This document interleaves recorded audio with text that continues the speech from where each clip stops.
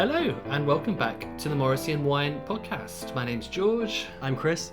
I'm a newspaper journalist based in the East Midlands of the UK. Chris, what do you do for work? I live in Manchester. I work in social housing. Oh yes, sorry, yes. You live in Manchester, the hometown of Morrissey, of course. Yes. But I'm from Derby, from around the corner, down the road from you. Yeah, a few streets away. Yeah, me and Chris met about 10 years ago. We've been friends ever since. We bonded over our love of Morrissey and the Smiths. Yes. Yeah. You know, there weren't that many people around. You know, what was it, 10 years ago in Derby? There's not going to be a lot of people who like Morrissey and the Smiths. Yeah, you apart say from that. your friends' mums and dads. Yeah, you say that, but it's actually quite a big in Derby, which is in the East Midlands of the UK, as you say. There's quite a lot of Morrissey fans from that area. I don't know why. Yeah, that's right. You go to the discos like at the Star and Garter, and quite often people would say I'm from Derby, but maybe that's confirmation bias. Maybe we just remember it. Maybe. Anyway, this month we have got a big guest. So last month we had Bosborough, which was a big coup for us. Fantastic interview, and thank you again to Bos for doing it. We kind of thought, where do we go from here? Because the only way is up, and the only way up is Morrissey, and Morrissey has not replied to our email, so I guess that's not going to happen this time. For now. We might get an email in the next few minutes. Yeah. Anyway, we have found someone just as interesting, just as crucial to the Morrissey story, and that is Alain Whyte. So Alain Whyte is Morrissey's most prolific songwriter. Goes all the way back to his first song that he wrote for Morrissey, which was Passionate Love. Yep. And it's been going on since then. We had a really interesting chat with him. Really interesting, yeah. He really opened up and talked honestly, and was a really nice guy, wasn't he? It was a really enjoyable chat. It was really, really enjoyable. Yeah. And we got some really interesting background to some of the things. So, yeah. And a preview as to what the new Morrissey album, Without Music the World Dies, sounds like. Stuff that I've never heard outside of this interview. So that's coming up at the end. And also I helped you pronounce the Alan, yeah, because I asked Chris, is it Alain? Is it Alian? It's very exotic. Yeah, because I know how it's spelled and I know who he is, but I thought, God, what if I say Alan and it's Alain or something? But no. We sorted that one out, didn't we? Yes. Probably makes me sound really stupid, which I am. Now, we're going to have this interview coming up at the end. It's going to be 20 minutes, the best 20 minutes of the interview. But we have launched something. It's a Patreon. You may have heard of Patreon. It's a way to support artists financially. And we think it's a really good fit for us. So I'll tell you a little bit about it. I won't go on too long. If you pay a monthly fee, you will get 5 things in return from us. One of those is full unedited interviews with our guests. So you'll be able to hear the full 45-minute interview with Alan and all the little tidbits that we couldn't quite fit into this podcast. You'll also get a bonus monthly episode, Chris and George off mic. Ooh. Unleashed, God. Lock up your sons and daughters. So that'll give us the opportunity to just go into a bit more detail, a bit more opinion, kind of what we really think about stuff. This month we're going to talk about what happened between Morrissey and his manager, or at least our opinions and our analysis of that. Safe in the knowledge that Morrissey isn't going to subscribe to our Patreon and therefore won't hear what we're going to say. He won't fork out £4.50. No. He's got Jaguars to pay the lease on. Service. Yeah. So you'll get that. You'll be able to join the exclusive members only WhatsApp chat with 100 diehard dedicated Morrissey fans who really know their stuff. You can choose the next song that Nanny Val reacts to, and we've got a handful of Patreon subscribers already, and they've suggested songs that Nanny Val is going to listen to this time. So she is currently choosing which one. She's not chose yet? No. Okay. She's going to text me and tell me what she's chose.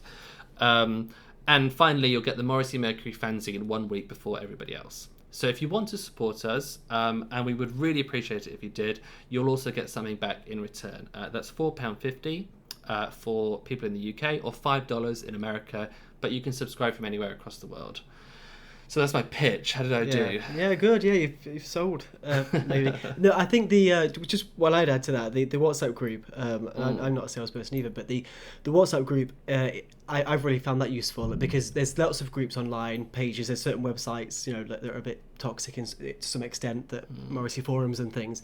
But this one I think is quite is quite friendly. I think people are quite kind on there. Yeah. And I put something on, didn't I, recently, a picture of a T-shirt that I got, a mystery T-shirt I bought, and it had Morrissey in what looked like a barber's chair. I didn't know where the original picture was from, and I put it on the group, and they told me it's within a minute or so that it was from the Frankenstein movie when they're putting the prosthetics on the actor who played the monster. Yeah. So that was great. Yeah, they really know their stuff in that group.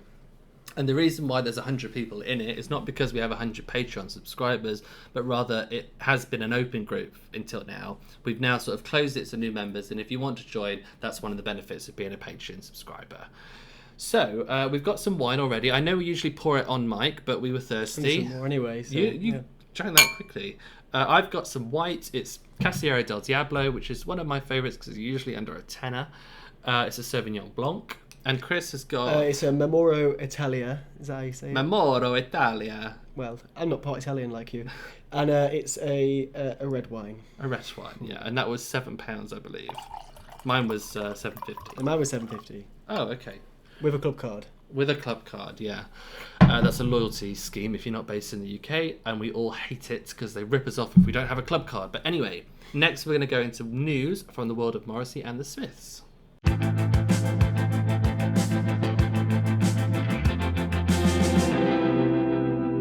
So, what's on the agenda this week? Rather this month.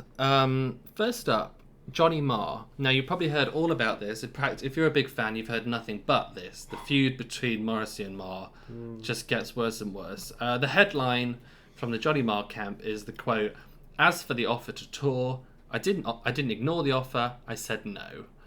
So, we're not going to go into the ins and outs of the feud because you'll be fully aware of that if you're listening or watching this podcast. But the key thing, in my opinion, is the question, what's stopping Johnny from rejoining Morrissey and touring? Now, whether that's under the name of the Smiths, which isn't really fair because Andy Rourke has died and it sounds like Mike Joyce wouldn't be part of it, I don't know. But the concept of Morrissey and Johnny Marr touring, what's stopping Johnny from saying yes? Is it politics, or is he holding out for a bigger monetary offer? I think. Well, I think it's possible. I mean, if he is doing that, he will get a better offer. I think AEG will come back and say, here's another, I don't know, I don't even know the sums involved, another 10 million or something.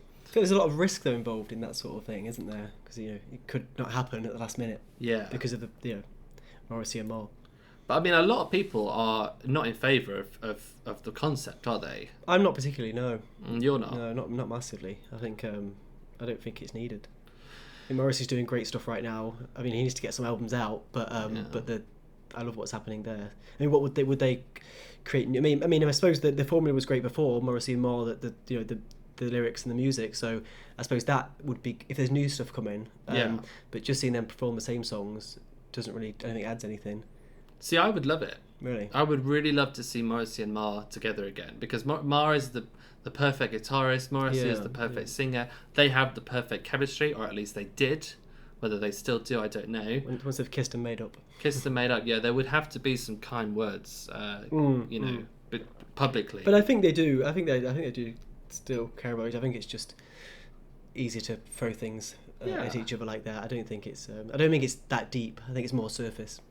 And is it a bit like a brother, that you fight with, and you could say horrible things, but deep down you still care about them? And maybe that's rose-tinted glasses from us. You say that, but I also thought I would have thought that the Andy dying would possibly stop some of that, because they think, oh God, that could have been one of us. That could have been one of us as well. Yeah. And then they, so it's and that's obviously very final, isn't it? I think Mike Joyce was in The NME just recently, and he did say that the passing of Andy Rourke had helped him to start talking to Johnny Marr again. So yeah, I think there is something in there. Mike Joyce interestingly said, I found the public spat between Marr and Morrissey quite distasteful. I think distasteful was the word. Yeah, he did say that. Yeah. And he said he would have done it, behind closed doors. So make of that what you will. So let's leave the feud there. We all know about it. That's kind of our take.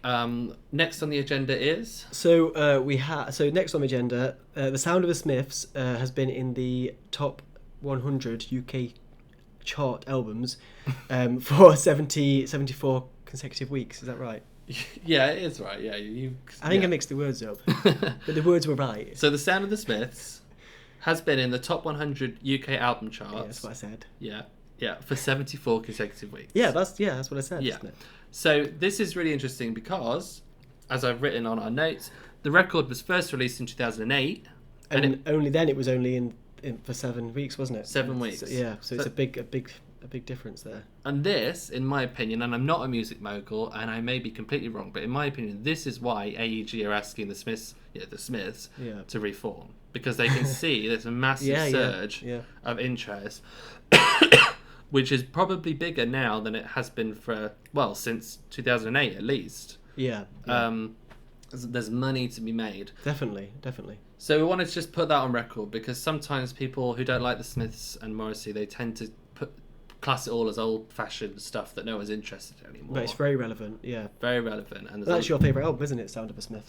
The best album of the Beatles is Best of the Beatles. That's a crap Alan Partridge, really crap Alan Partridge accent. You're actually good at accents. That was so bad. That was like a train announcer, wasn't it? It's idiot. Yeah. The next stop on the service is London St Pancras.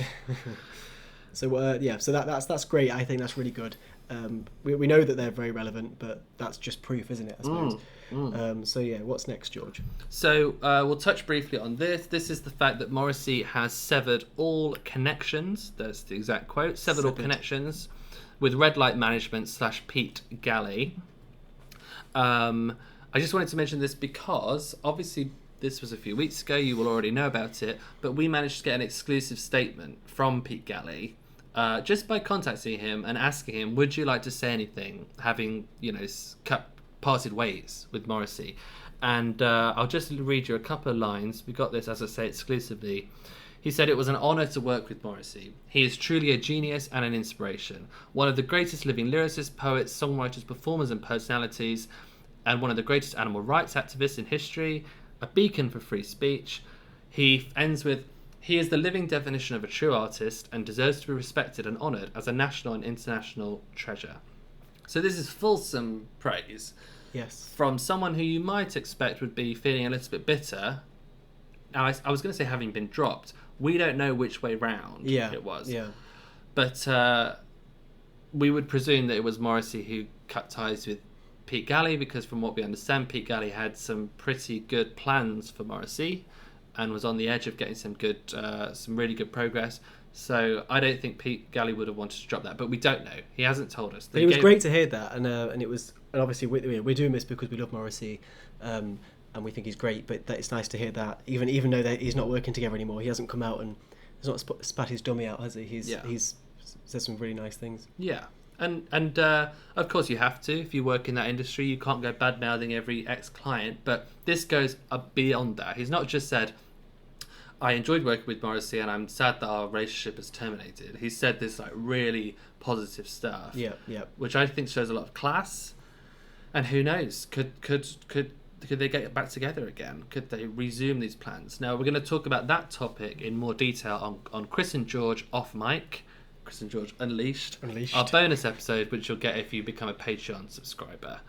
What's next on the agenda? So next is a Nancy Sinatra. Yeah. So she said, "I know, it broke my heart," and that was in response to a tweet saying that Morrissey was a right-wing nut job. I love the word nut job. Yeah. Yeah. I don't think it must be quite an American word to say nut job. We don't say that, do we? But it's just so funny. Yeah.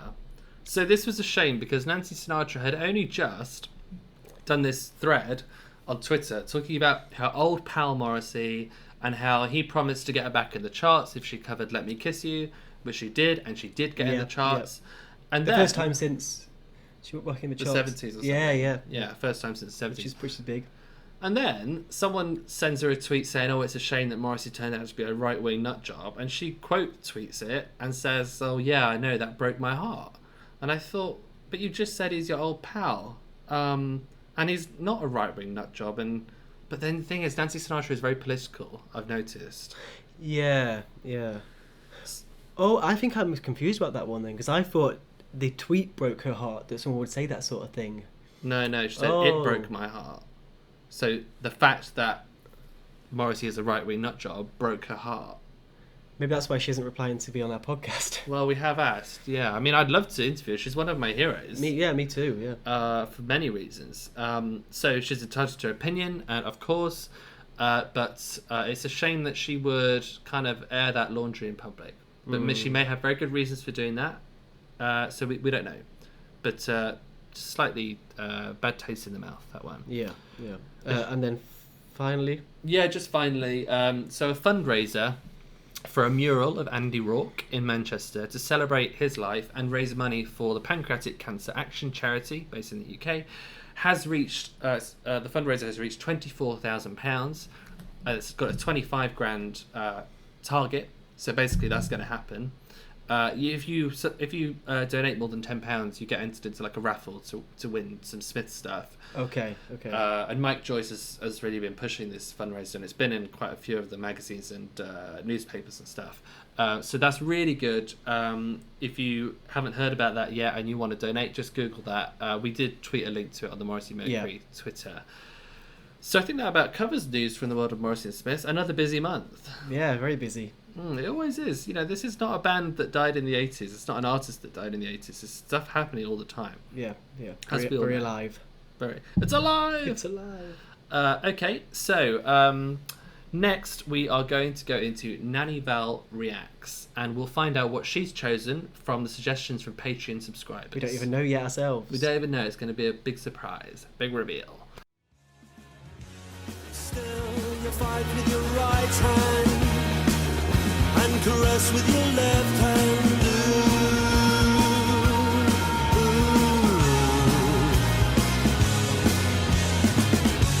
Sad to say how once I was in love with you. Sad to say.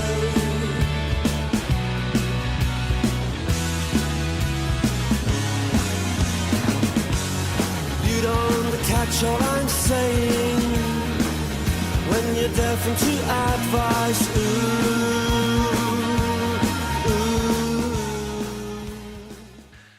So, Nan, welcome back to the Morrissey and Wine podcast. This time you have listened to The Operation, and this was, in fact, you had a choice of songs because our Patreon subscribers suggested what you should listen to. So it's The Operation from 1995 from the album Southport Grammar. What was it about this song that made you think I'll go for that one? Well, I think it was more they gave me a choice of 4. So it was I'm Not a Man, The Girl from Tel Aviv, He Knows I'd Love to See Him, and The Operation. And I sort of listened to all of them because, of course, they were all absolutely brand new to me. Yeah. I don't know all of these songs, so I sort of have to listen and make a decision. I'll just tell you what I know very little about The Operation. I understand it might have been about his partner at the time. What I've assumed. His partner was a bit of a bruiser, a bit of a skinhead type. How whether that was just aesthetic, I don't know. But that's my inkling of the song. But I wonder what you made of it. Yeah. There are references to him fighting with one hand and caressing with the other, etc. When I looked at the partner he admitted to in the book for a couple of years, I think he was a boxer and had tattoos, etc. I believe the photographer was it, or yes, that's correct. What was the name? Jake Walters. Yeah.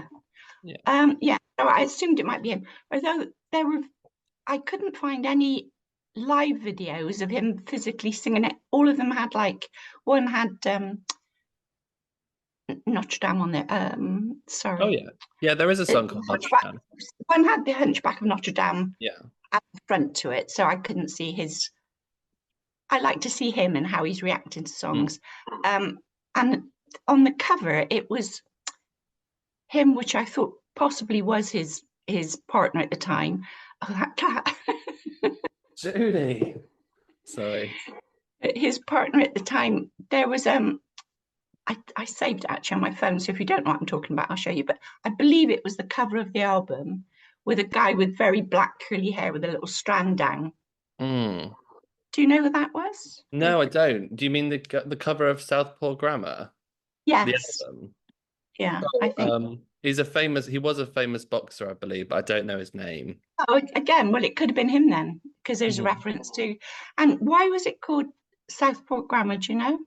Well, Southport Grammar. obviously, I know you'll know, but for anyone who doesn't, Southpaw means that you box primarily with your left hand, doesn't it? Yes, correctly. So I Correct. Yeah. think it's like the rules of living life when you're a bit different, when you're working with a left hand, that sort of thing. No, I guess that. I wonder again. There were all these boxing references through, Um, but also there was all this. I don't know when commonplace cosmetic surgery started, but it seems as if it's someone that has physically changed appearance and Okay. had something done to him, maybe reconstructive surgery if he was in the boxing ring, I don't know. And Hmm. he makes lots of reference to him to me. You're not the same person. You've ever since you don't look the same.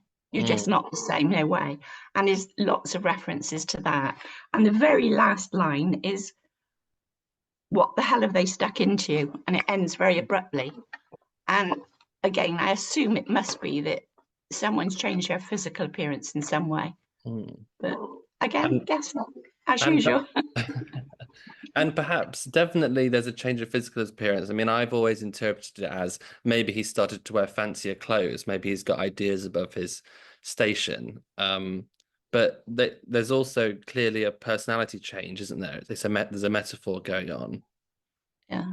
So, Yes, because he's saying like, you're flying your own kite, but it's got a big tear in it, etc. Like mm, he's obviously, and he's trying to be nice when he wasn't, previously. There's mm, lots of references to the person changing in appearance and in emotionally, and in their reactions to him, and of mm. which he obviously didn't prove. God, your A cat. Joni does this about once a week, and as soon as I put the video camera on, she's done it 4 times. she's she's on camera But like your grandmother. She obviously relishes it. I don't. um, so yeah, so this if it is based on his partner at the time and there's his partner changing maybe to impress people or whatever, I wonder, is that an experience that you've had in life? Have you met someone and thought they're one thing, and then as you get to know them, they turn into someone completely different? Oh yeah, I'm sure, but I wonder which one you're thinking of. No, I'm not thinking of anyone. um, no, no, they always say you have to live with someone to know them. You know what I mean? Because obviously, initially, you see their best characteristics and all their charm, Hmm. etc. And then sometimes when you're with them, they change personality completely. Whereas before, like in my lifetime, it usually that you were with someone for a long, long time, and perhaps you both changed over the years and grew further apart. But it wasn't such an instantaneous thing as this. But he says somewhere about him. He really loved this guy, didn't he? Mm. Um, I can't find the line, but do you know when I used to love you or something like that? Or there was definitely something. I know he said that his life was just sort of like bliss for 2 years or something when he was with this person in autobiography. Yeah, I thought there was a line in this actual song though when he Oh, says loving him. I may be wrong. I may have confused it with one of the others that I was well, briefly looking at. he says, sad to say how once I was in love with you. Yes, yes, that's right. That's what I was thinking. So it is obviously related to a specific person, Mm. as I always believe all of his songs are. I must be wrong, but I do think obviously they're all taken from personal experience, and he expands them to allow everyone else to feel what he's feeling about their own partners. Yes. But yeah, no, he's brilliant at that. But yeah, I did wonder about all of those things. But what else can I say? Could you tell, because I read whether it was in Mozopedia somewhere else or even autobiography, he had a really bad cold when he was recording this album and he was really worried about how it would sound. I just wondered if you thought his voice sounded different. No, I'm always anxious to hear his voice. I don't like these long intros. I think this one had quite a long drum Mm. intro, didn't it? Yeah. And for me, I'm not, I wasn't a fan of the Smiths, so therefore, I never even knew about them. I was already married and had kids, etc. So it's not my thing. I don't like instrumentals. I like voices and Mm. words. So whenever there's anything like that, I get a bit impatient. Like, yeah, get on with it, you know. Yeah. Me too. So yeah, that's me. And why is it called Alsatian Cousin? What's that reference? Oh, Alsatian Cousin is from a different album, isn't it? Oh, Um, sorry, I thought it was on the front of that one with the good-looking guy who uh, you said was. I thought I'm pretty sure Alsatian Cousin is from yeah, Viva Hate, which was Morrissey's Oh, first solo album. all right. And I don't know why it's called Alsatian Cousin, but there is a reason, and I'll look it up and I'll text you. Yeah, someone from Alsace, I expect that he knew a cousin from Yeah. Alsace, the wine region of between France and Germany, isn't it? I think. Okay. Well, Um, did you think so? You didn't think that his voice sounded? He didn't sound phlegmed up. no, I don't think so. I was just, as I said, I would have liked to have seen it. I don't know if you've got one that you can send me later, but um, I would like to have seen him performing it to see his facial expressions and nuances, like because he often changes odd words, you know, and from the written lyrics, often in some of his performances, there's odd words that have been changed. Mm. So I would like to have seen him singing it, but I couldn't find one. Sometimes that's the way. I mean, there's quite a lot of songs that have never been performed live or maybe performed once. Oh, okay, okay. I didn't realise that. Not. Yeah. But in terms of sort of I suppose the instrumental intro might put you off a bit. But in terms of the songs that you've listened to, was it one of the better ones or was it one of the more forgettable ones? No, I liked it. Of the four I was given, that certainly was the most appealing to me. Mm. And as I said, the other one I would listen to again. The one about what's it called? I'm Not a Man. Yes. Yeah, I would listen to that. Even some of the words in it, I thought, because I like to think I've got a decent vocabulary, but there were a couple of words and I thought, I don't know what that means. I had to look up. Oh gosh. I mean, I remember having to look up Don Juan because I'd heard the name, but I didn't know who it was. No, I know who Don Juan is. That would I be know easy. you know, but I didn't know. But it was in that sort of reference area. It was something like that. I did look it up and to see what it meant. Now, of course, with my two little bits of foolscap paper, I can't see it. Oh, Picap. Oh, I can't even say it. Sorry? Picaresque. Yeah, okay, that one. No, rogues or rascals, it says. Yeah, because wasn't Picard like an author or wrote a certain kind of story, a kind of writing or something? So it's Picard-esque. Possibly it didn't land anything with me. It didn't ring any bells.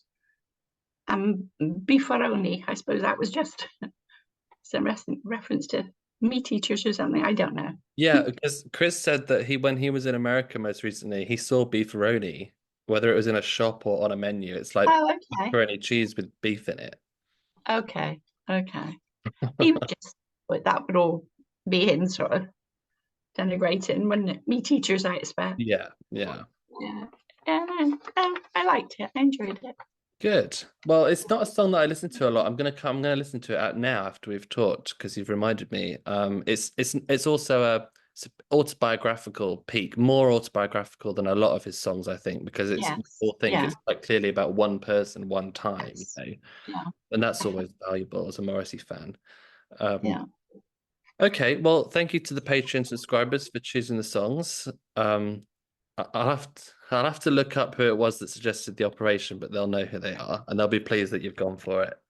And tell them your people on the Morrissey chat group that they didn't offend me with the reference to the to the kegs. Oh yeah. Oh, because they were worried that. What'd you say?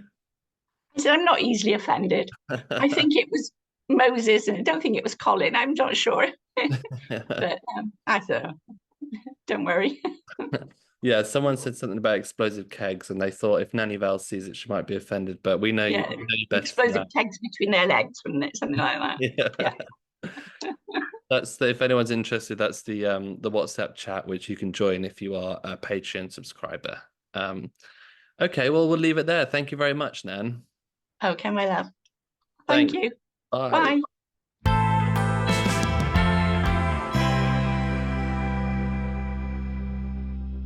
Quiz time. Quiz time. So this time, I'm going to ask George 10 questions, Morrissey Smith's related questions, and you're going to have to guess the answers, and obviously play along at home because it's fun. Last time I think I got, I did really well, didn't I? Last time? 8 or 9 I think out of 10 10. out of 10 it was. 10 No, it out of wasn't 10 last 10. time, which was great. Someone said I was peaking, as in peaking at the answers, which I don't think it didn't happen. No, I can tell when Chris is being deceitful. But Which is not very often, is it? No, never. No. But no, I don't think so. On that occasion, I think you just did really, really well. And I'm hoping to do well this time. Yep. Not as well as me, I'm sure, but you can try. Unlikely. Because as much as I love Morrissey and the Smiths, when it comes down to trivia, I tend to struggle. I hate pub quizzes. I think they bring out the worst in people. But this is a bit different. So, shall we listen to our sexy, spexy quiz theme music? The cheesy music, yes. Yes. Okay, right. Here we go. This is the quiz. I'm gonna quiz. I'm gonna win this quiz now. I'm gonna do very well. Do you think? Because I am a master of trivia. I can't think of any more to say. I'm not helping you with that. You could join in. I could. Instead of leaving me to look like a twat this time. You don't need help with that. Oh, a bit out of breath actually. Do you? Yeah. Warm. Yeah. I know, please don't ask me to sign to your record label. I know after hearing that you'll be thinking, God, this guy could sell millions. I'm just not interested. Yeah. So, would you like to start with questions? I would, yeah. Let me find them. Cheers if you're having a glass of wine at home. Cheers. Cheers. Question number 1. Morrissey shared a YouTube video of his song Christian Dior on Central. This was a few days ago, I think. I've got a real soft spot for this song. Don't know why. I do wear Dior perfume, but not the clothes. So where does Morrissey say Dior could have been impregnating women or kissing mad street boys? Kissing mad street boys from Napoli. Napoli. Napoli. On the back streets of Lyon or Marseille, reckless or legless or stoned. Yep. Impregnating women or kissing mad street boys from Napoli. That's it. So so there's 3 places. Yes. So I put down 3 answers, which was Lyon, Marseille, and Napoli, which is obviously where we've been, which is in English. What do they call it? Naples. Naples, yeah. Yeah. So I got that one right because I listed that's all one. 3. So I will make a note because I know what Okay. you're like. You did cheat. Yeah. You got more than you didn't one. Right. Question number 2. In which song does Morrissey say "puny body"? Puny body. It is from a song which is on the Louder Than Bombs compilation. The Orange album. The Orange album with Sheila Delaney. Yes. Throw your skinny body down, but then he also says throw your puny body down, I think. No? I've obviously got it wrong. I thought it was Shakespeare's sister. No. Oh, that's skinny body then, is it? Yeah.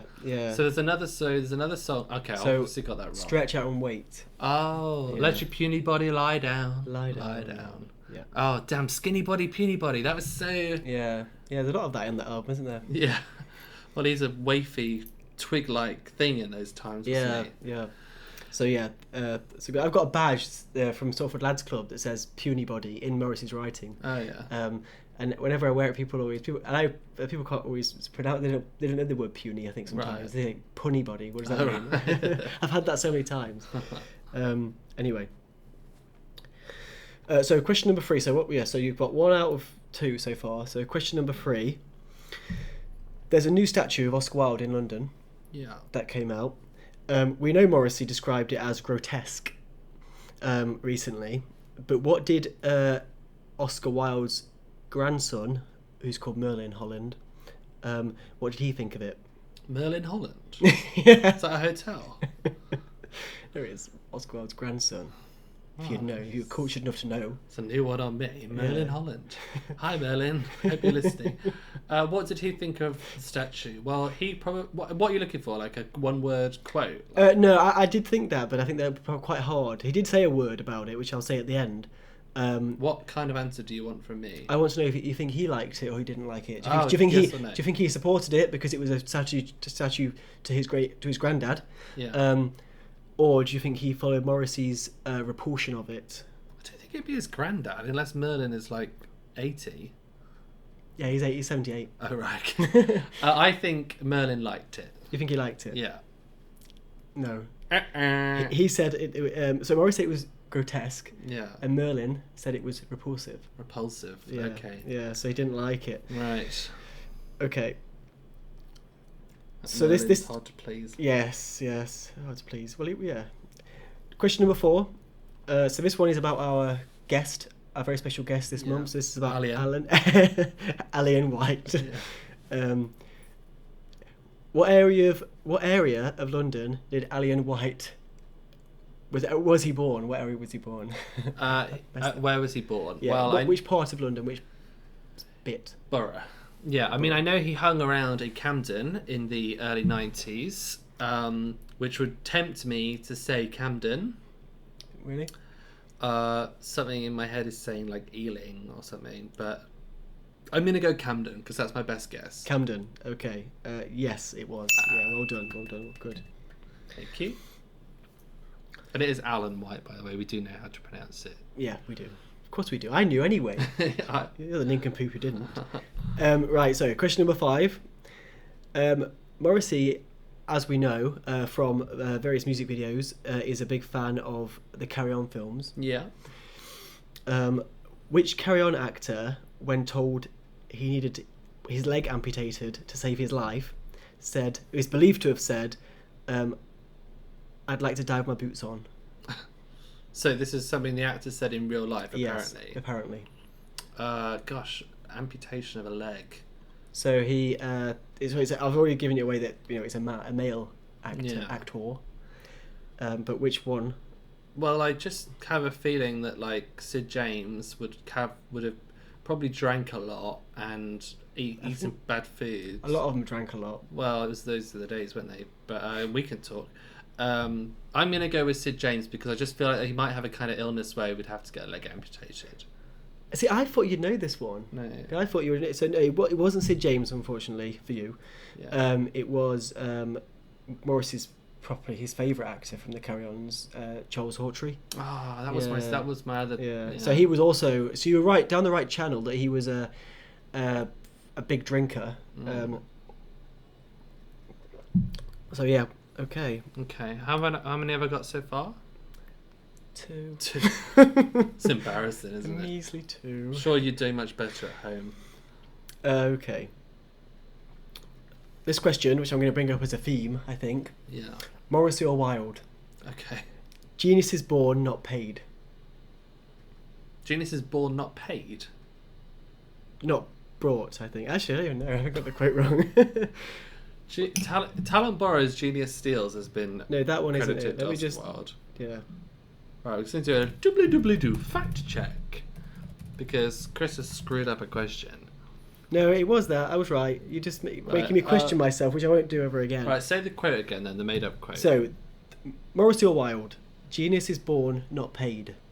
It must be Wilde because it doesn't make any sense. Yes. Probably pissed. Pissed with a mad street boy. Question number 7. Another Alain Whyte question. Yeah. Which I think was really interesting when I was looking at this because I was really keen to see other work that Alain did as well before the interview, before we spoke to him. Which of these artists has Alain not worked with? So I'm going to give you a list of 4 artists, and one of them he hasn't worked with. The other 3 he has, and the list he has worked with is really impressive. There's loads of people. Cheryl Cole, who I think is currently just Cheryl now. Cheryl. Black Eyed Peas. Yeah. Madonna. Yeah. Mick Jagger. Oh. So it's one of them he hasn't worked with, or at least I don't think he has, or at least Wiki said he hasn't. Okay. Well, Cheryl Cole, I want to say because it's like I don't see the link there. Yeah. But part of me is like, I think Cheryl would work with. Obviously, Alan isn't a session musician, but she would just bring people in that style of session musician, not really caring who they are or what the background is. Although, actually, Cheryl Cole apparently likes indie music, so... She probably brought him in thinking he was, which he is, a really cool... Yeah, maybe. So maybe bringing the cool into it, yeah. Totally wrong. I think Mick Jagger, because I think Mick Jagger only really does Stone stuff, and then I think he was in a supergroup with, like... Joss Stone or something at some point, but basically just Stone stuff, and I don't think Alan would have been involved in that, so I'm going to say Mick Jagger. Well done, yeah, Mick Jagger, well done. Thank you. I kind of thought that was more of an obvious one, but you're sort of working out there was very, very good. Green tick. Question number 8. Yeah. So you need to redeem yourself now, you've only got 3 left.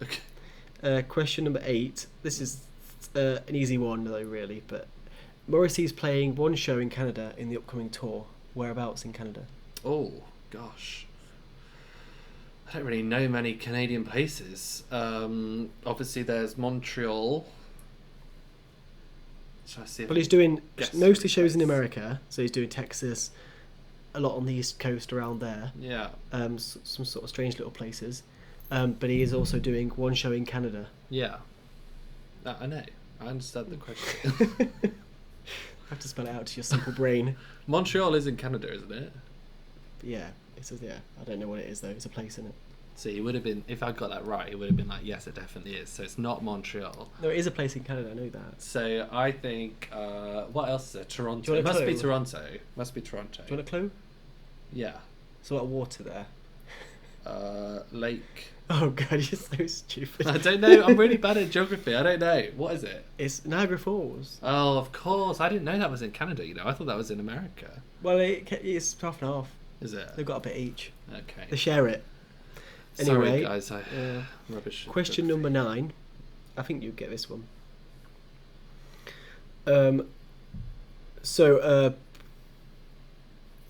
This is another bit, sort of another Alan thing. So, "Life is a Pigsty." This is a song that you'll come to hear in the interview that Alan says is the one that most impressed Morrissey. Yeah. Which is really interesting to hear more about that when he talks about it. He goes into the detail of that. The protagonist in the song explains 2 things can be done to them. So this is life is a pigsty. Yeah, I know. 2 things can be done to them. What are they? Yeah. Anal probing. Not what you want. What? You dirty. I have... No, anyway. You can shoot me. Yep. Or you can throw me off a train. Well done, yeah. Yeah, Well, I that's think the the lyric best. ones you're very good at. Yeah. I'm really good at lyrics. I'm good at something. You're good at remember them. Yeah, you're good at quotes and things. You're always quoting at me all the time. Yeah. Not just Morrissey, anything. So last question, number 10. So this one you need to get right to get at least sort of over half of them right. Because you're 5 now. You've got 5. Oh, I can get 6 if I'm lucky. So you can tip it over the edge. Oh yeah, so this one actually, sorry, yeah, I'm going, yeah.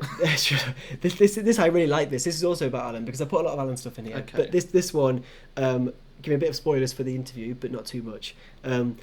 We're in the interview with Alan.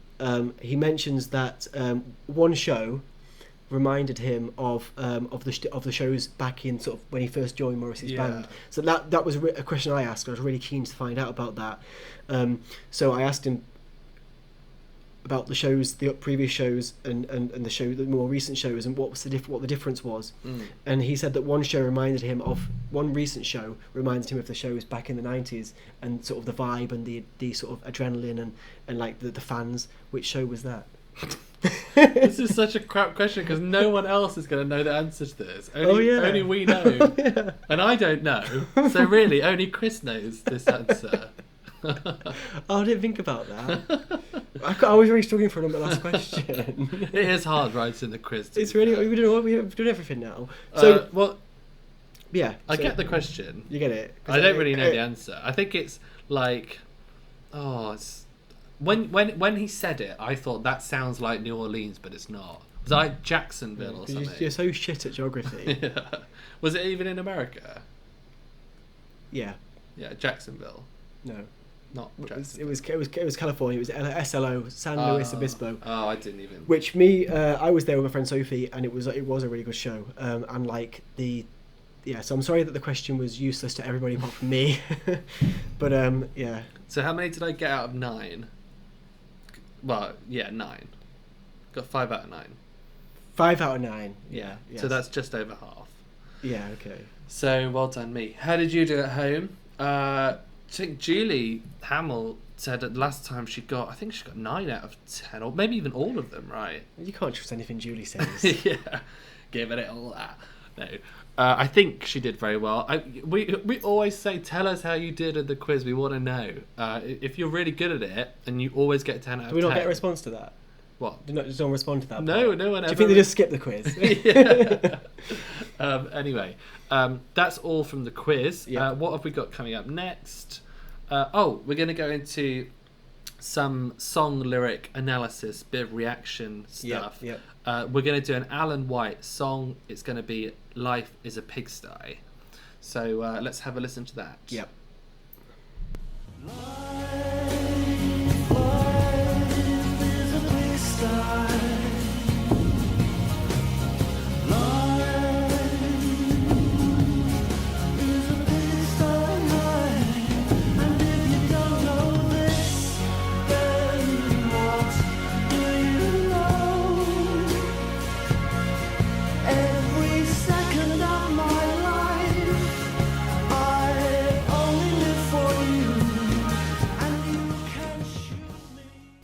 This has to be one of my favourite Morrissey songs. How about you?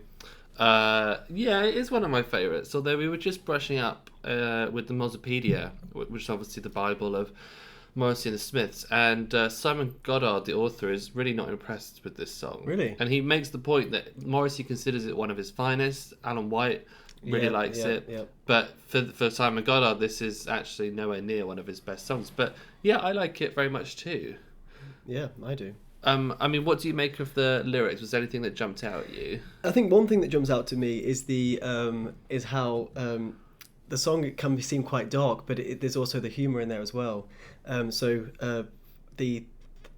very emotional and sad, but then Morrissey says, "Throw me off a train," and that lightens it quite a lot, doesn't it? Because it's a silly thing really to say. I mean, Yes. shooting is a bit more serious, but throwing off a train is A bit more slapstick. a bit slapstick, a bit sort of Wild West sort of thing, isn't it? Well, I've often thought with this song, you know, he talks to someone, he says, "Once again I turn to you," and he says, "I can't reach you anymore." And I know that the temptation is to say that's the person that he's in love with, but it seems like he's talking about something metaphysical. Like, is he talking to God, perhaps? Is he saying, you know, he asks someone, "Can you please stop time? Can you stop this pain?" Well, how many people have the ability to stop time, to stop pain? Yeah. Because he also says, you know, I'm falling in love again, and so I think that the first person he's in love with is someone else, and most of the song he's addressing to God, I think, because this is the same album with "Dear God, Please Help Me," isn't it? Yeah. When he was in his Rome kind of very Catholic kind of phase.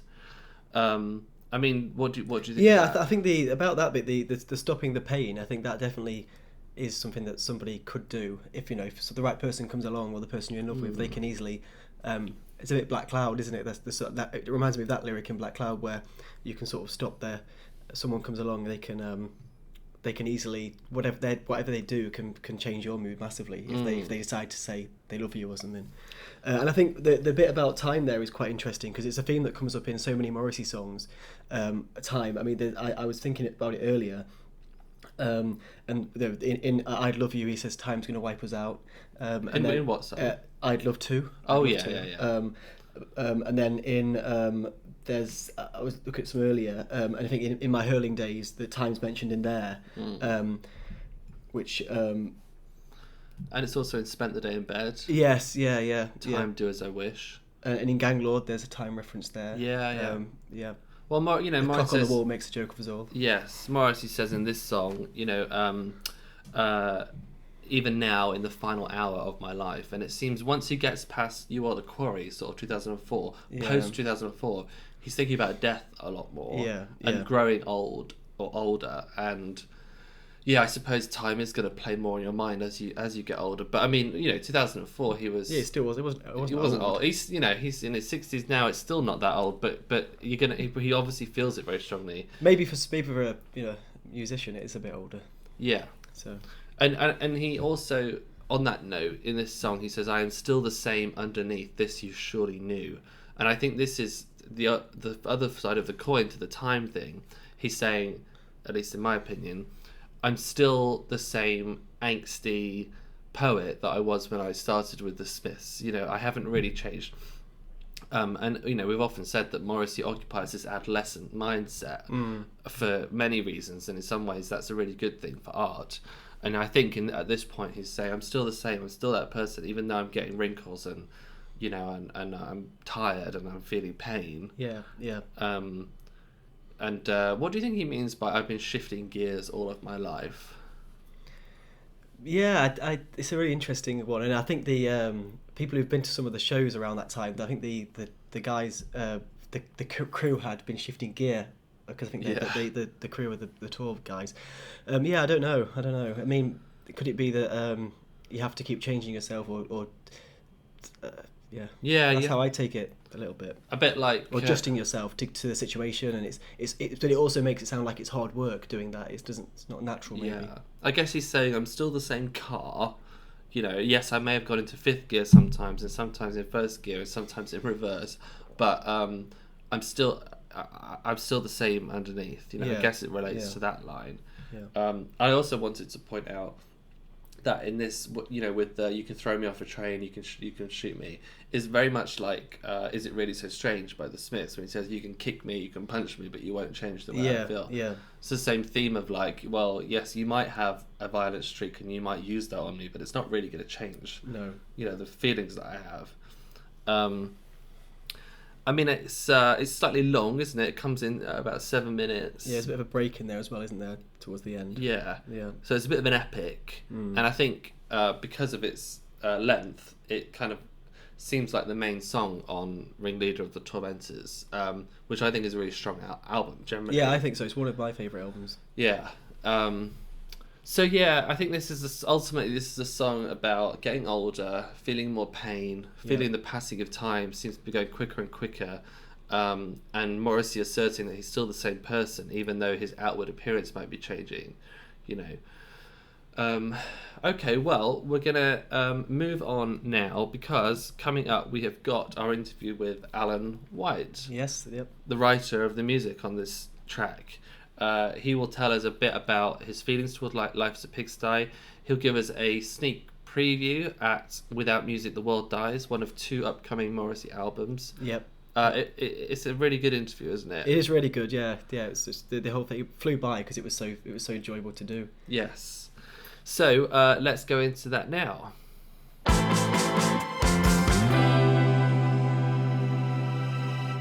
So, Alain Whyte, thank you for joining us on the Morrissey and Wine podcast. Thanks for taking the time. How are you doing today? I'm doing good. I'm excited for these shows coming up, acoustic shows, and I got my buddy Spencer Coburn, drummer, as you know. So I wonder, Alan, if you could take us back to those rockabilly days in Camden in the early 90s, where your journey with Morrissey started. Can you paint that picture for me? What was it like in Camden at that time, being into that kind of music? It was quite a rough time. There was still a spill from the Margaret Thatcher era, I feel. I don't know. There was a lot of unemployment, especially around 1981. Camden was quite rough then. I remember walking down the street and 4 skinheads saw me with a quiff, and that was it. I had to run. They just immediately chased after me and were going to beat me up. Wow. It was kind of like that. It was... You got away? Yeah, and the rockers were pretty tough too, though. But they used to get into it with skinheads, They used to be a pretty bad punch up, that one. And so it was. I know for those who don't know, and I'm sure they will if they're listening to this podcast, you're the most prolific songwriter for Morrissey, and that first started in 1992, I believe, with "Passionate Love." That's correct. Yeah, that's wow. That was the first demo that I ever wrote for Morrissey. The second demo was "We Hate It When Our Friends Become Successful." Wow. So Wow. that was the first single that I ever wrote for Morrissey.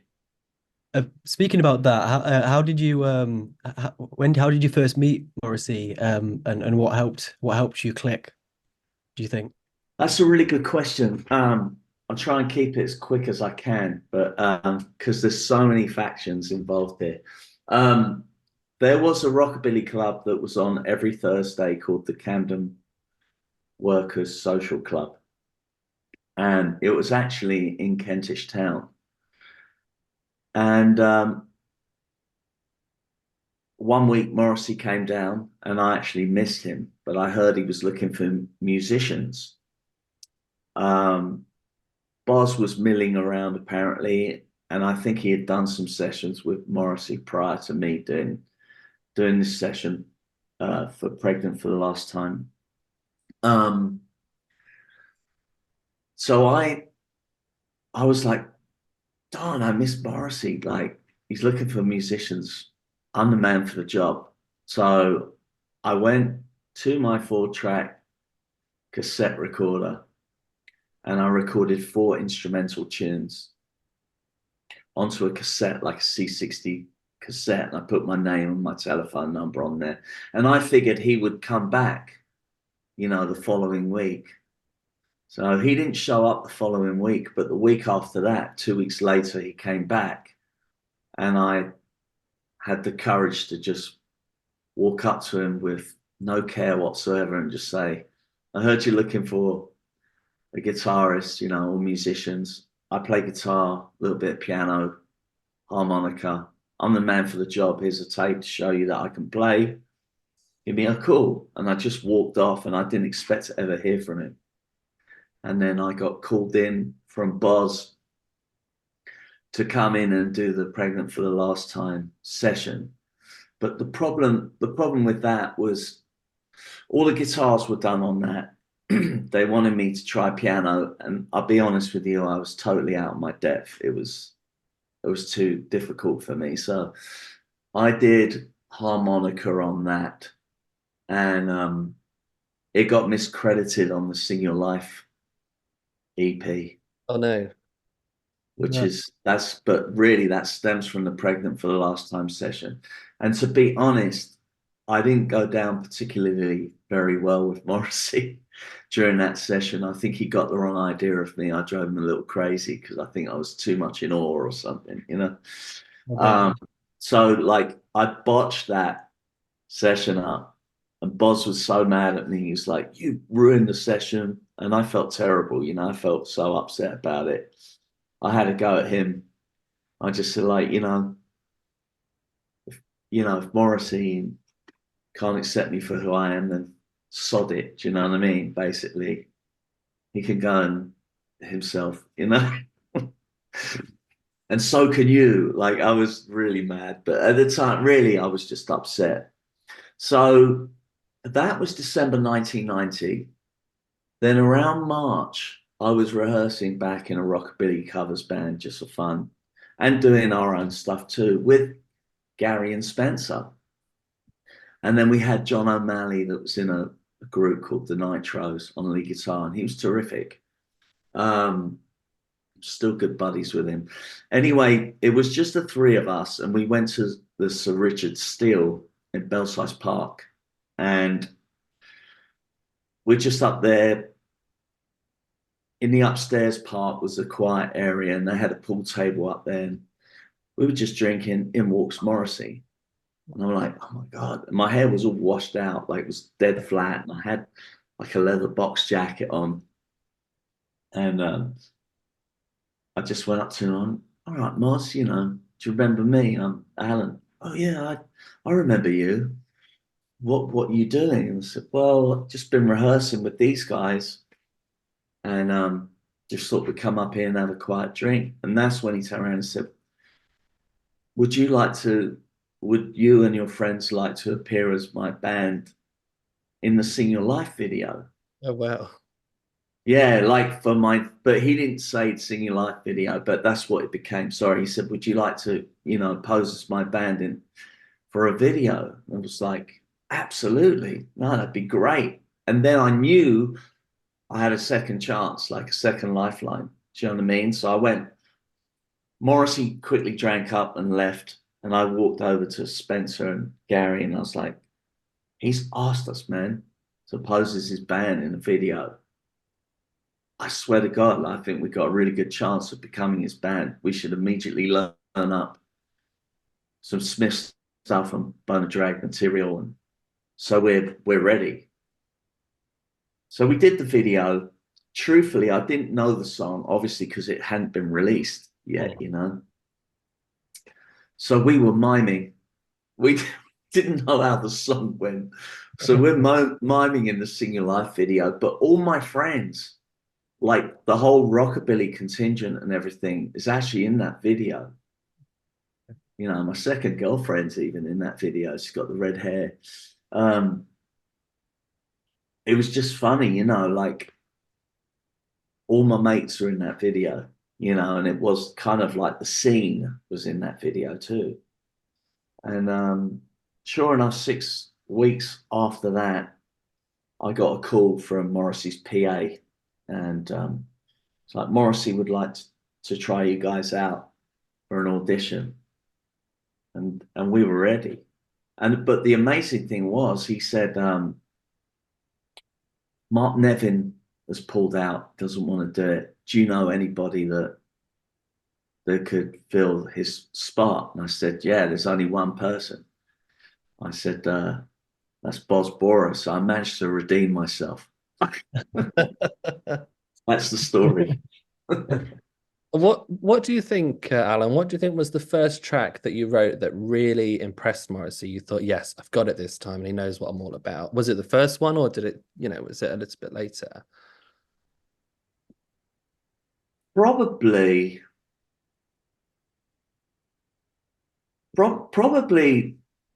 the batch of your Arsenal songs, because he would come up to me and say, could you write a song like Jean Genie? It's like, yeah, sure. And then, I kind of morphed Shoplifters and Jean Genie and some other 70s rock track to create Glamorous Glue, So I think, initially he asked me, he said, can you write tunes? I was like, yeah, I can. Because I'd been writing songs with my own bands and stuff prior to that, on like 4-track cassette recorders. So, but I think the song that he's most amazed by that I've ever written is probably Life's a Pigsty. Oh, wow. Okay. And I'd probably say that's probably the best tune I've ever written for him. It's not my favorite. My favorite that I wrote for him is The Edges Are No Longer Parallel. I just love the beauty of that tune. Yeah, that's with one of your lyrics. It's like a perfect, for me anyway. But tune-wise, yeah, Life's a Pigsty is phenomenal. I really crushed that one. So you have written tracks, I understand, for Without Music the World Dies. Yeah. Do you think we're ever going to hear, in all seriousness, are we ever going to hear this album, do you think? And do you hope that we will? I hope so. I'm sure, I'm sure he'll get a deal at some point. I don't know why he doesn't just self-release stuff, to be honest. It would probably be much more profitable for him. And who knows if the same songs will be on that record, because, as you know, I'm not currently in the band. So he might track fresh material with the guys that he has right now. I don't know. But it was really cool. It was a great experience, and I really enjoyed it. Is there anything you can tell us about the trying to not use cliche language, but I want to say the feeling of the album, the sound of the album. Does it go in a different direction than what we might expect, or is it similar to other albums that he's released? No, it's totally different. I'll be honest with you. It surprised me. It went more in a 70s direction, which, you know, I think he just wanted to try and distance himself from anything that he's done before. And I mean, I'd written a ton of stuff. I'd written some brilliant stuff that would have been great Morrissey songs in the typical sense of what the fans, diehard fans, would have liked to have heard. But with that album, I think he was trying to go in a completely different new direction. So I didn't really have enough time to sort of produce enough tracks in that kind of way. And I was writing stuff while I was there in France recording. I had a little setup in my room, and I'd be like trying to write stuff. But I had a big part. I feel like I worked really hard. I sort of played out all the horn parts for the cover of Suspicious Minds. But yeah, it was great. It was really fun. I think it was a pretty decent cover as well. Is there anything you wanted to ask Chris? Because I'm monopolizing this interview. Yeah, no, of course, yeah. George likes to, George is a good talker. I was just going to ask. Obviously, you mentioned there, obviously not currently in the band at the moment with Morrissey, but had a big part in the hopefully soon to be released or at some point released album. Do you think you'll work with Morrissey again in the future? Um, I don't know. I mean, really, I don't know. I don't know. Depends if circumstances Of course. seem right, and you know, yeah, I don't know. Did you ever buy Moz a Christmas or a birthday present? Um, that's a good question. No, I never bought him a Christmas present, but I would send him cards, Christmas card. I have gotten him presents though. I've gotten him birthday presents, but no, not Christmas. That's a pretty good question, that one. It'd be hard to think of what I to can get. yeah. I mean, he usually vanishes on Christmas. You'd be lucky if you could find him. I know that you wrote the music for Notre Dame. Is that right? This recent track. Yeah. And to me, it has echoes of National Front Disco in the sense that the lyrics have controversial elements. And I'd love to ask you about National Front Disco and how that came about. But with Notre Dame more recently, when you heard the lyrics for the first time, did you have a slight intake of breath? Yeah, I knew it was kind of controversial, and yeah. That's funny. I wrote that when I was there during recording, and I had all these other parts, and he had actually other lyrics to those parts. So really, what was strange about that is I kind of had verses which would be like Notre Dame, you know who tried to kill you, whatever it was, right? And then it went into this totally other section, pre-hook and choruses. So it was a different tune. It wound up being a different song to how I wrote the actual initial demo. Do you remember Music. do you remember the theme of those lyrics that didn't end up included? Was that going into a character, or was that, do you remember? It was going more towards a character. Oh. I can't remember off the top of my head the lyrics now, which is really frustrating. But it seemed to be more about person. rather than about the actual building. Okay. We Interesting. actually we do little videos on our Instagram, 60-second videos where we try and explain the meaning of the lyrics of Morrissey songs. And the most recent one we did was National Front Disco, and we said this is not an approval of the far right. It's he feels sorry for the person that's got whipped up in it. And I think a lot of Morrissey fans would feel that way. But I wonder, do you ever get stick for that song for people who don't really understand it? Do you ever come across that? Well, well, I know he's caused a little bit of controversy recently, but also you have to bear in mind that you're dealing with a kind of woke culture and a certain ignorance from a whole other set of people that are just quick to jump down your throat and flash a red card of racism at you, you know. National Front Disco was really about a guy being really sad about losing his friend who's joined this really horrible organization. So in my view, the National Front Disco is a lot like White Riot by The Clash. Mm. I know, Alan, that we want to keep this interview positive, and I'm really keen to do that as well. So I try and frame this in the right way. Morrissey gets a lot of stick in the media from music fans. Do you see a lot of these accusations as unjust? Do you feel defensive towards him? Do you think he can handle himself? You know, how do you feel about that whole thing? It's tricky. I have to be careful what I say here. I think I've done a few things that haven't helped, you know. That's all I'm going to say.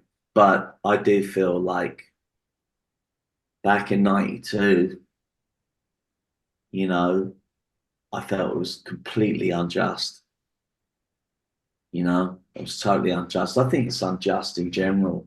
I don't think Morrissey's a racist at all. So I'm defending him on that. But do I think he may have slipped on a few banana peels? Maybe. You know, I don't know. I think, you know, I think some of the things he said, to be honest, have been totally taken out of context. Yeah. But Alan, to lighten the mood, is there a moment that you look back on with your career with Morrissey where you feel the most proud, that you enjoy remembering? And is there just sort of a certain time or place where you think that was the pinnacle? Dude, I can't remember a specific. I suppose, you know, playing the Hollywood Bowl, you know, after doing 2 nights there in 1992, I remember thinking, wow, I just played on a stage that the Doors and the Beatles and all these amazing bands have played on. Just wow, you know. That I actually, that was one of the most memorable concerts I think I ever did. I remember for some reason all the fans had these little fluorescent tubes, and I know that they do that a lot in their Coldplay concerts now. But you know, in 1992, never saw that before. You know, all these fans were holding up like these fluorescent tubes during CC Yet Still Docked. And I remember looking out and it just looked like a sea of stars. It was such a beautiful picture, a beautiful image. It just very ingrained in my mind. So people have the opportunity to see you very soon in the flesh. You're supporting Modern English. So they're a post-punk band, right? Did they form in the late 70s, early? Yeah, they did. But, you know, notably, they had a very big pop hit with Melt With You. Yeah. That was a huge hit. But their new album, I've been listening to their new album, 1, 2, 3, 4, and I really like it. It's really good. What can if Morrissey fans come on to see, and I'm sure there'll be a lot of them that do, what can they expect from your set? Is there going to be some songs from your career with Morrissey, or is it just your solo stuff? What's on the cards? Yeah, there's going to be there'll be songs that I've written for Morrissey, songs that Spencer wrote for Morrissey.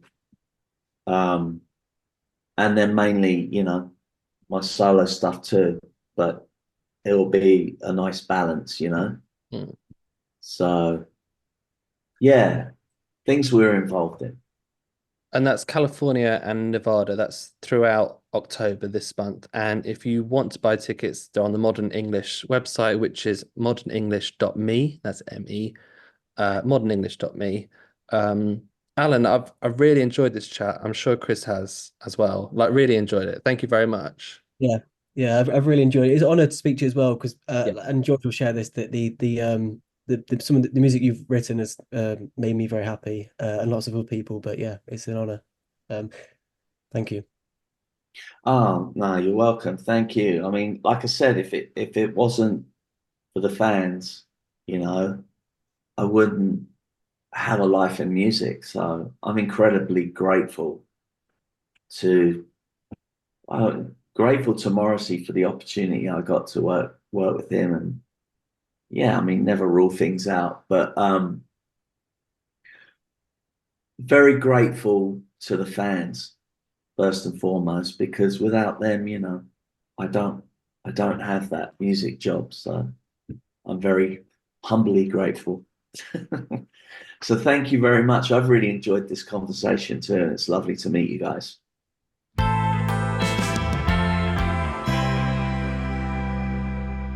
So, Alain Whyte. Yeah, that's a little bit starstruck. Yeah, a little bit starstruck. Yeah, I mean, as you can see, he was really at ease. He opened up, to us and answered our questions.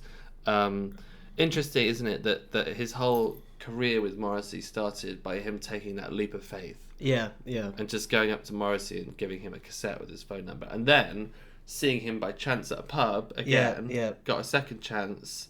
Ended up in that Sing Your Life video, which I had no idea that the band at that point weren't just really miming. the band. Yeah. They were just there to look good on the instruments, and then they became the band. And when he met Morrissey in the pub, I think that's my nightmare, and I think a lot of people's nightmare is having a flat hair or something, not looking right. And we wouldn't want to bump into Morrissey and you look bad. Not have your quiff on. Well, I can't imagine you look bad, but he said flat hair.